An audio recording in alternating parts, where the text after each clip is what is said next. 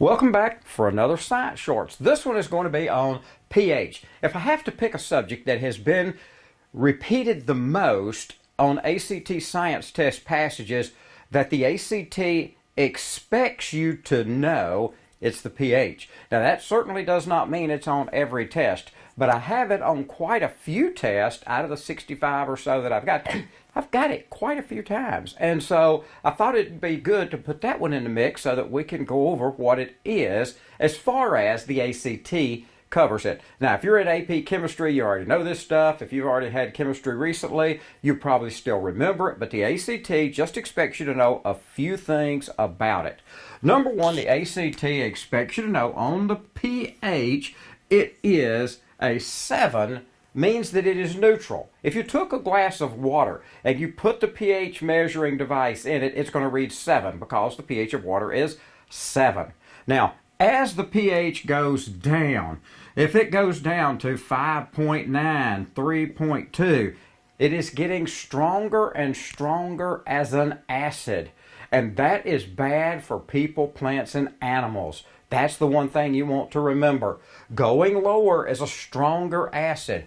Going higher is a base. So if you get an 8 or a 10, that is a stronger base. Your bases are things like soaps and caustic soda and stuff like this that make up what the bases are, and they are equally bad as the acids are as you get lower. Now, some of the things that we eat, such as oranges or limes or grapefruit, are going to be naturally acidic, and so they're going to have an acid. So it's not that all acid is always bad and you want always to have a 7.0. It's that you want to understand how these fit into the picture, especially from making food standpoint or anything else. So we have a 5.9 or a 3.2. Knowing that the lowest you get is a 0, which I don't know if they even make a 0 acid, but it would be incredibly difficult to even store it. Some of the stronger acids are so strong they only make them at the time they need them because there's not really anything that can store them. Now, one of the things that has come up on the test question is the ACT expected you to know that fluorine has the greatest electronegativity, meaning it is going to be the strongest when it's in an acid form, and it'll make the strongest acids.